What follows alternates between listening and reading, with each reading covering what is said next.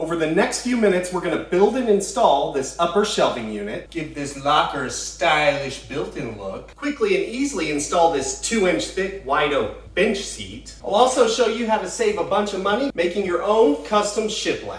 And at the last minute, we have this little oak shelf too. We have a lot of work to do, so let's go. This will be a very quick overview for how to build the upper cabinet carcass with a full plywood back. I'll leave another video linked below if you need more details on this process. With most of my cabinet projects, I start by ripping a piece of 3/4 inch plywood down to width. This will be the depth of the upper cabinet. Then I can cut the top, bottom, 2 sides, and 2 dividers to length. I also ripped down 2 back nailer strips, one for the top and one for the bottom. I was able to get all of these pieces from one piece of plywood. Since this cabinet will have a full 1/4 inch plywood back, I need to cut a 1/4 inch groove on the back of the top, bottom, and 2 side pieces. This cut will need to start exactly one thickness of a piece of plywood from the back edge of these pieces to allow space for our back nailer strips later. All of this will make a lot more sense in just a minute when we start assembly. After taking a first pass on my table saw, I dial in the table saw for a final cut by moving the fence over in the correct direction. Then I simply run each piece through a second time. You actually don't need this to be a super tight fit because it will make assembly more difficult if it's too tight. This slightly loose fit here is perfect, and it's a little looser than I would want if I was making drawer boxes. Then, without moving my table saw fence, I raise the blade up far enough to cut the back off my 2 divider pieces. This will make room for my 1/4 inch plywood backer since it's one big piece for this full cabinet. Now I add some pocket holes to the outside of the left and right side pieces and both of the upper and lower nailer strips. The left and right side pieces will be hidden by a wall on each side, so they'll never be seen. I leave the divider pieces alone for now. Then I cut my 1/4 inch plywood back piece down to size. I also take a second to knock off any sharp corners with some sandpaper. This helps assembly go much smoother. I start assembly by using some glue and pocket holes to attach the left and right side pieces to the base of the cabinet. Now I can slide in the plywood back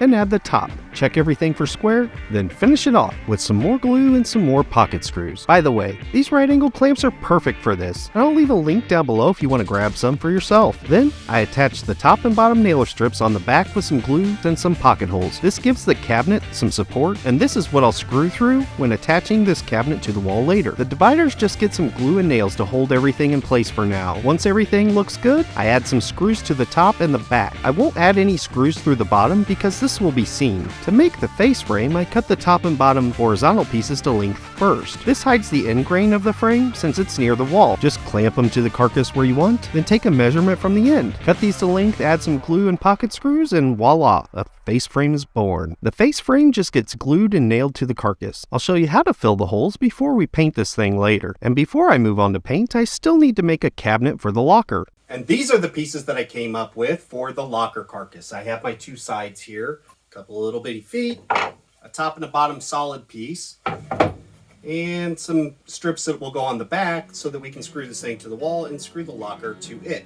Before I can assemble this thing, I need to drill some more freaking pocket holes. And when that's done, I start assembly by attaching the feet to the bottom piece, but I attach them on the pocket hole side. If I attach them on the side without the pocket holes would end up on the inside of the carcass and my drill might not fit when I go to screw this together later. Then I attach the top and bottom with some more glue and more pocket screws. Now I need to add 3 pieces to the back. I'll screw the back of the locker into these later to keep it from moving around once it's installed. And once again, this just gets some glue and more screws. I start this face frame a little differently. I'm actually going to start with the vertical pieces, and instead of measuring for my horizontal pieces, I'm just going to cut these to the size that I need to fit my locker perfectly. I built the cabinet carcass a little larger than I needed to accommodate this. And of course, glue and pocket holes are perfect for making a face frame. And this funny clamp is awesome for keeping your face frame flush on the front. And if you want to take some money from Jeff Bezos and give it to me instead, there's a link for this below as well. And of course, everything always gets a light sanding before it gets some glue and some nails. Now both of these cabinets can get a coat of primer and 2 coats of paint. These are ready for a coat of primer and 2 coats of paint. Now I'm not going to bore you with the whole painting process, but I do need to fill these little nail holes that are in the face frame before I can start. What I like to use for this is plastic wood.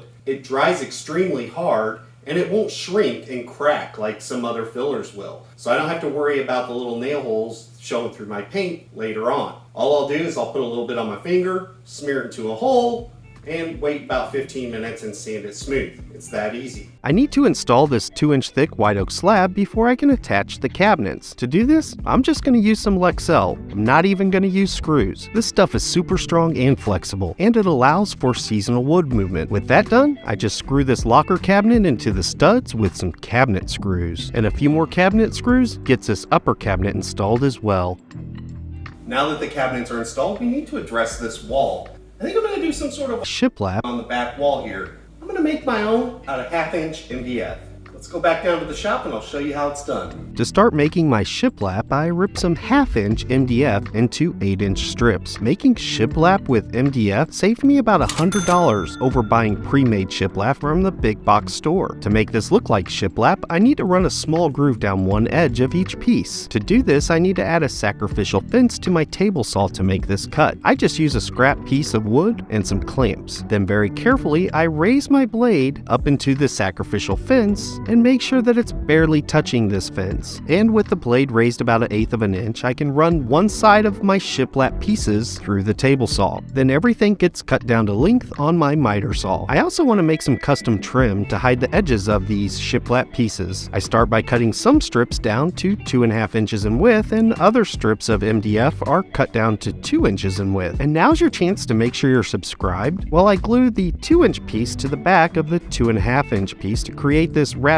dado thingy that will cover the ends of the shiplap boards when it's installed. And I didn't want to clamp these and wait all day for the glue to dry, so I just used some 3/4 inch 18 gauge brad nails to hold everything together while it dries. Also, since these 2-inch strips on the back won't be seen, I did have to piece a few of them together to make my material stretch as far as possible. One other note, one of these pieces is 3.5 inches wide instead of 2.5 inches wide because it's going to be in the corner and it will be overlapped by another piece that is 1 inch thick. This just makes sure that everything has a 2.5-inch reveal once everything is installed. I finish each of these pieces with a 1/8 inch roundover on the front inside edges, then lightly sand each edge before moving on to priming and painting. I did all of this work outside because MDF makes some nasty dust.